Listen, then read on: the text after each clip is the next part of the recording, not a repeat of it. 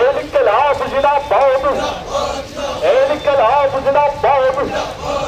বাম প্রান্ত দিচ্ছে রাজ, বাম প্রান্ত দিচ্ছে রাজ।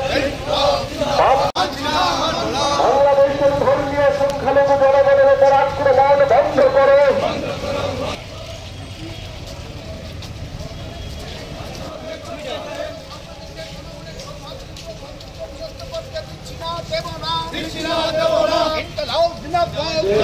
তাতে অংশগ্রহণ করেছেন নারী পুরুষ নির্বিশেষে। আপনাদের সবাইকে বামপন্থী ফ্রন্টের পক্ষ থেকে আন্তরিক সংগ্রামে অভিনন্দন জানাচ্ছি। কেন আমরা আজকে এই রাজপথে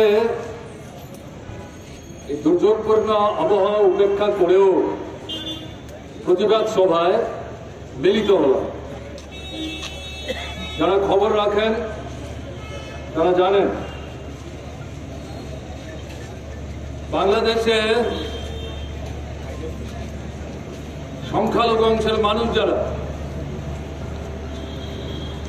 তাদের বিরুদ্ধে সর্বত্র না হলেও বেশ কিছু জায়গায় আক্রমণ সংগঠিত হচ্ছে। এই আক্রমণকে আমরা নিন্দা করছি, প্রতিবাদ জানাচ্ছি। আক্রান্ত যারা সংখ্যালঘু অংশের মানুষ, তাদের নিরাপত্তা আমরা দাবি করছি। একটা দেশে গণতন্ত্র আছে কিনা এটা বুঝবার জন্য অন্যতম গুরুত্বপূর্ণ মাপকাঠি হচ্ছে সেই রাষ্ট্রের বা দেশের যারা সংখ্যালঘু অংশের মানুষ, ধর্ম সম্প্রদায় নির্বিশেষে তারা সেই রাষ্ট্রের বা দেশের অন্যান্য অংশের জনগণের সাথে সমান অধিকার ভোগ করতে পারেন কিনা, স্বাধীনভাবে ধর্মাচরণ করতে পারেন কিনা, তারা নির্ভীকে জীবনযাত্রা নির্বাহ করতে পারেন কিনা, এটা যদি নিশ্চিত না হয় তাহলে মুখে গণতন্ত্রের কথা বললেও প্রকৃত অর্থে যথার্থ গণতন্ত্র বলতে যা বোঝায় সেই রাষ্ট্রে বা সেই দেশে গণতন্ত্র সেভাবে কার্যকরী হচ্ছে না। এই দৃষ্টিভঙ্গি থেকে বাংলাদেশে আজকে যে ঘটনাবলী চলছে সে সম্পর্কে আপনাদের সামনে দু চারটি কথা এখানে বলতে চাইছি। আপনারা যারা খবর রাখেন তারা জানেন গত কয়েক মাস যাবৎ বাংলাদেশে আন্দোলন চলছে। এই আন্দোলনের প্রথম দিকে নেতৃত্বের ভূমিকায় ছিলেন বাংলাদেশের সংগ্রামী ছাত্র সমাজ এবং তাদের মূল দাবি ছিল বাংলাদেশের মুক্তিযুদ্ধে অংশগ্রহণ করতে গিয়ে যারা অকাতরে জীবনদান করেছেন তাদেরকে স্বাধীনতা লাভের পর মুজিবুর রহমান সাহেবের নেতৃত্বে প্রথম স্বাধীন বাংলাদেশে যে সরকার তৈরি হয় তারা এই যুদ্ধে যারা জীবন দিয়েছেন তাদেরকে শহীদের মর্যাদা এবং সম্মান প্রদর্শন সিদ্ধান্ত নিয়েছে। একটা সময় পর্যন্ত এই শহীদ পরিবারের সন্তান সন্ততিদেরকে সরকারি চাকরি ইত্যাদির প্রশ্নে তারা সংরক্ষণ ব্যবস্থা অবলম্বন করে সরকারি কাজকর্ম যাতে তারা পেতে পারে তার ব্যবস্থা তারা করবে। এই যে পদক্ষেপ, এই পদক্ষেপ দীর্ঘ সময় ব্যাপী বাংলাদেশে কার্যকরী হচ্ছিল।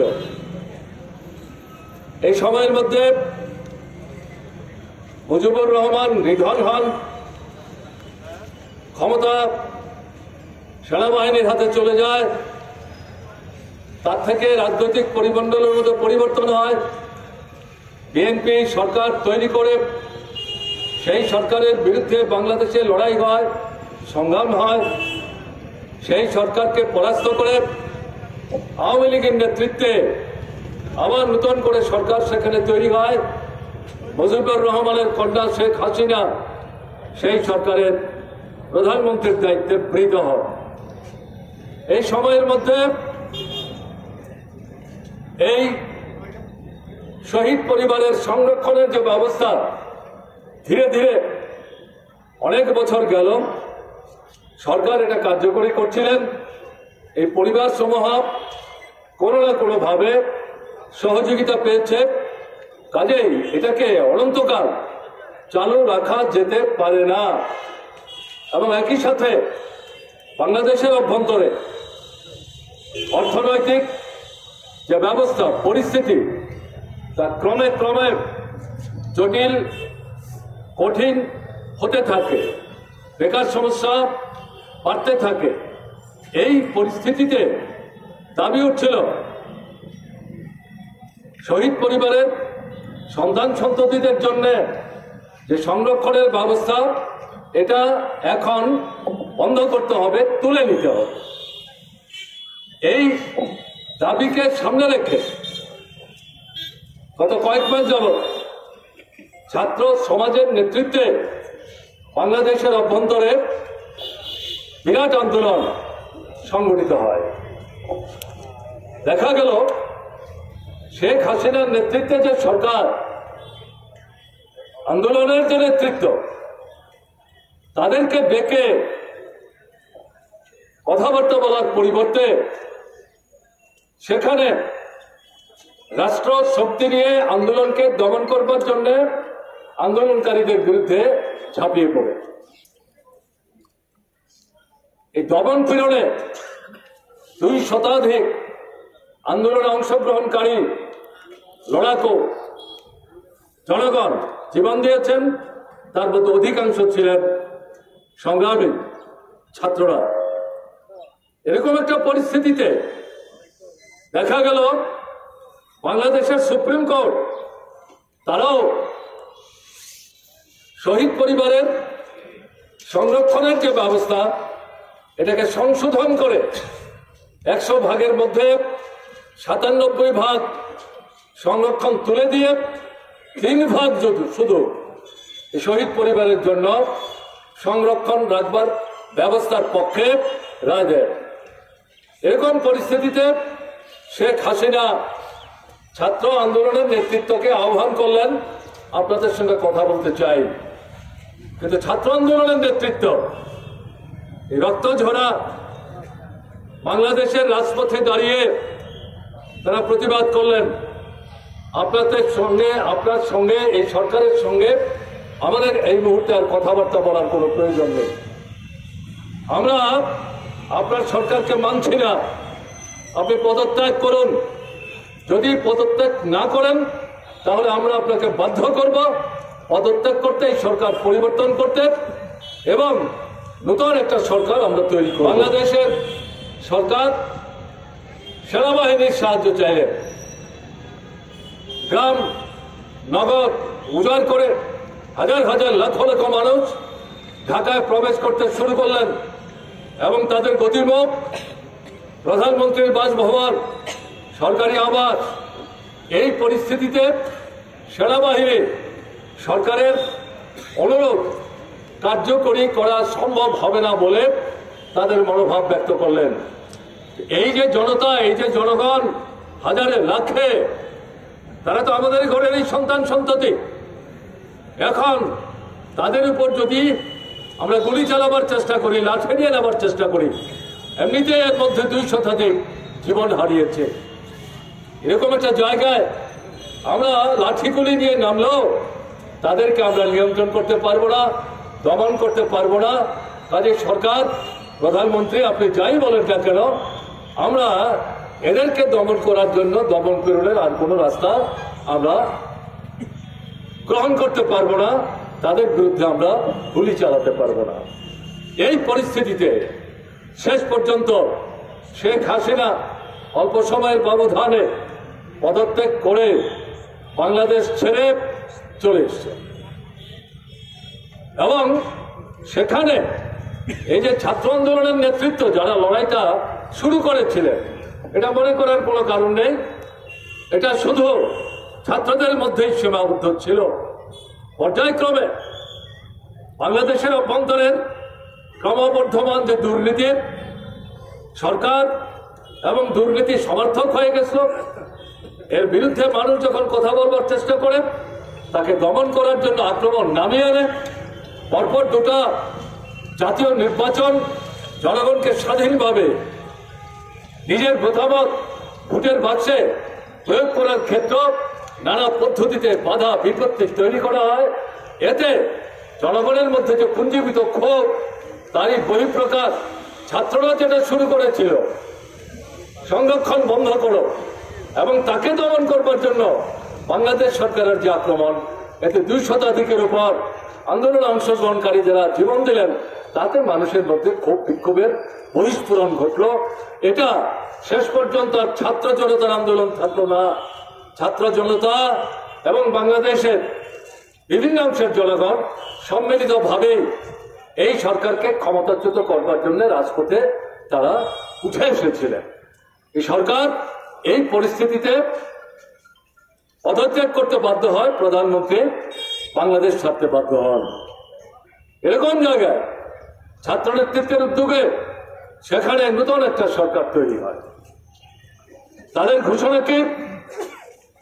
আমরা আমাদের দেশে গণতন্ত্র পুনঃপ্রতিষ্ঠা করব, প্রকৃত গণতন্ত্র আমরা লাগু করব। আমাদের রাষ্ট্রে গত কয়েক বছর যাবৎ যারা ক্ষমতাচ্যুত আমরা করলাম, তারা আমাদের গণতন্ত্রকে হরণ করেছিল, সংঘাত করেছিল, ভোটের অধিকার পর্যন্ত হরণ করেছিল। এই অবস্থার মৌলিক গুণগত পরিবর্তন আমরা করব।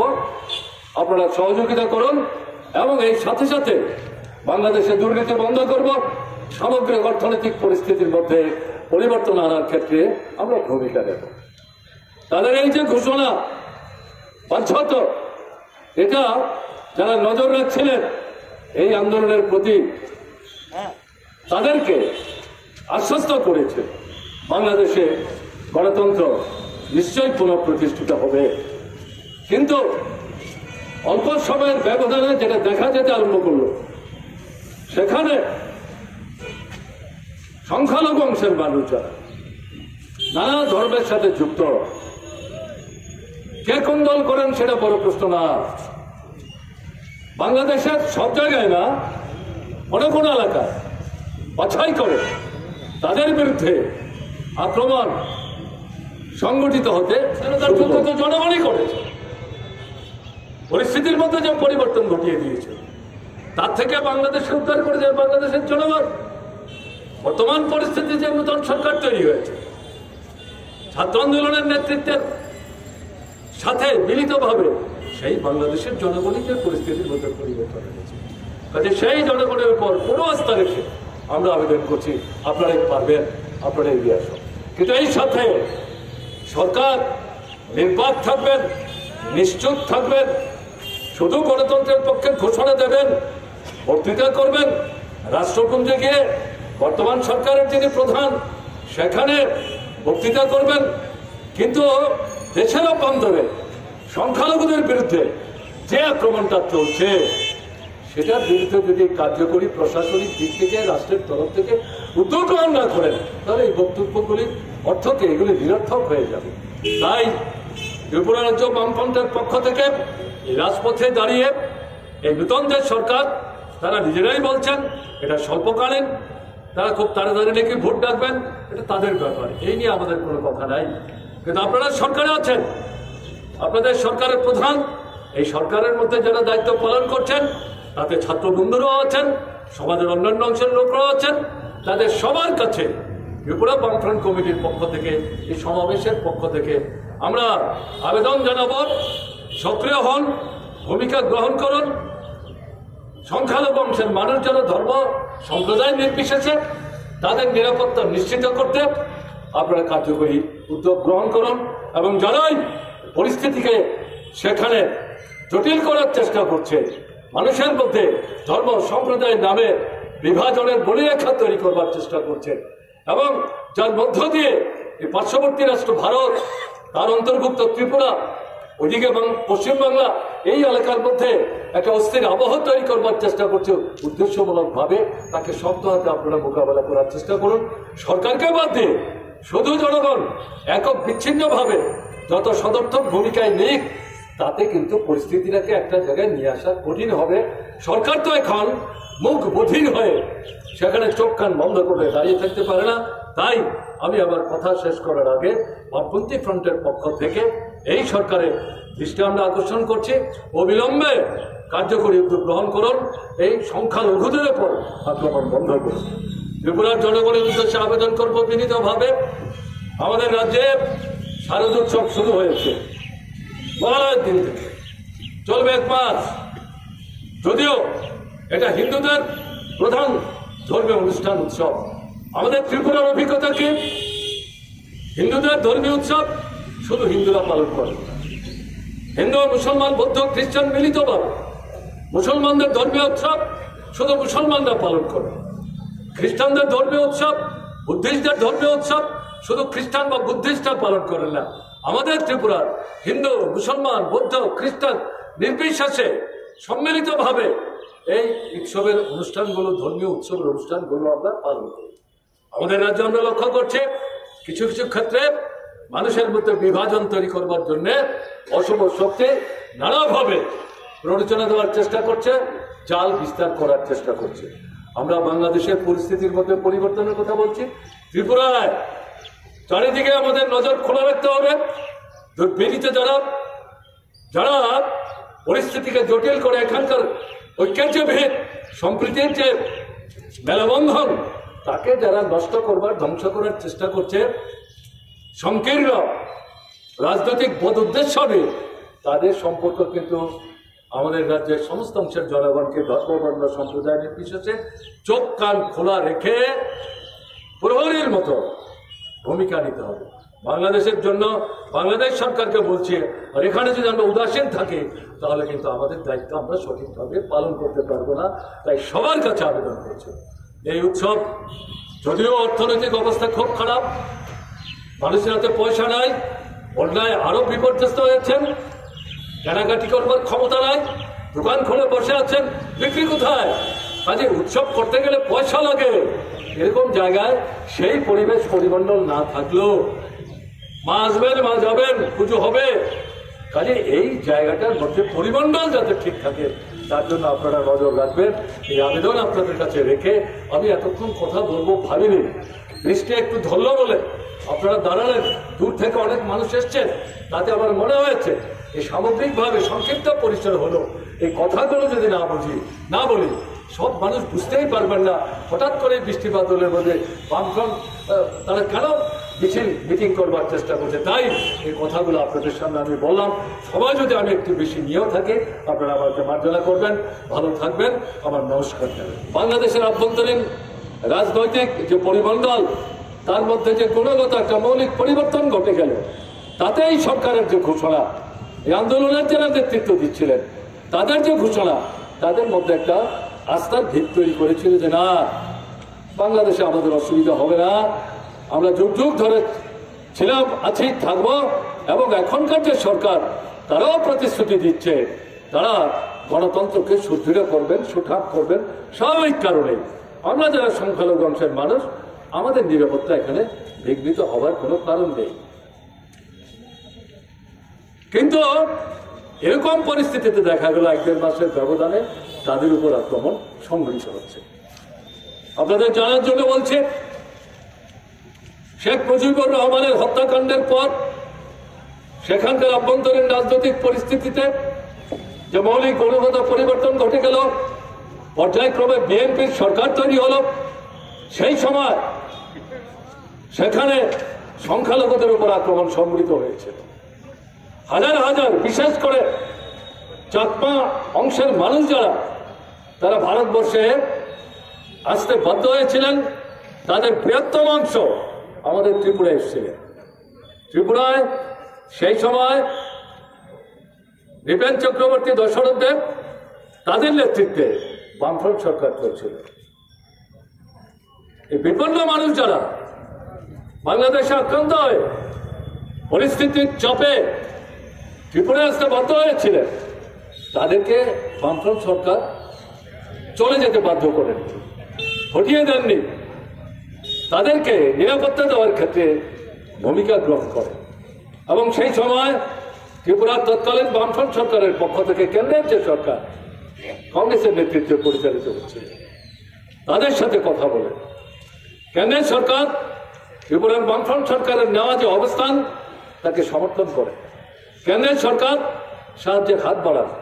কেন্দ্র এবং ত্রিপুরার বামফ্রন্ট সরকার মিলিতভাবে হাজার হাজার চাকমাংশের মানুষ যারা ত্রিপুরা আসছিলেন, তাদের ঘরবাড়ি তৈরি করে দিলেন, নিরাপত্তার ব্যবস্থা করলেন, দুবেলা ডাল ভাতের ব্যবস্থা করলেন। বাংলাদেশে রাজনৈতিক পরিস্থিতির মধ্যে জটিলতা বাড়তে থাকে। একটা সময়ে গিয়ে বিএনপি সরকারের পতন ঘটে, আওয়ামী লীগের সরকার পুনঃপ্রতিষ্ঠিত হয়, শেখ হাসিনা সেই সরকারের প্রধানমন্ত্রী হয়।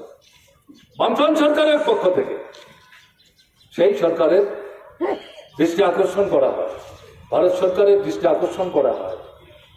এবার চাকমাংশের মানুষ যারা, তাদেরকে তাদের নিজের জন্মভূমিতে তারা ফিরে যেতে চান, তাদের ফিরিয়ে নেওয়ার ব্যবস্থা করুন। ভারত সরকার উদ্যোগ নেন, ত্রিপুরা সরকার উদ্যোগ নেন, শেখ হাসিনার নেতৃত্বে তৎকালীন সরকার তারাও সহমত পোষণ করেন এবং এই চাকমাংশের মানুষ যারা, তাদেরকে ফিরিয়ে নেওয়ার ব্যবস্থা করেন। আমার এখনো মনে আছে রশিদ খান মেনন বাংলাদেশের এক সময় জঙ্গি ছাত্র নেতা ছিলেন। স্বাধীনতার সংগ্রামে অস্ত্র হাতে নিয়ে বুক চিতিয়ে দিয়ে সেই স্বৈরাচারী ফ্যাসিবাদী যে সরকার পাকিস্তানের, তার বিরুদ্ধে রুখে দাঁড়িয়েছিলেন স্বাধীন বাংলাদেশ প্রতিষ্ঠা করার জন্য। এই ত্রিপুরার মাটিকেই তারা এই লড়াইয়ের ক্ষেত্রে অন্যতম গুরুত্বপূর্ণ ভিত্তি হিসেবে তারা ব্যবহার করেছেন। তাদেরকে সামনা থেকে আমরা দেখেছি। সেই ভদ্রলোক শেখ হাসিনার সরকারে মন্ত্রী হন, শেখ হাসিনার সরকার তাকেই ত্রিপুরায় পাঠান এবং আলাপ আলোচনার পর কেন্দ্রের সরকার, বাংলাদেশের সরকার ঠিক হয়, তারা ফিরে যাবে সব রঙের উপর।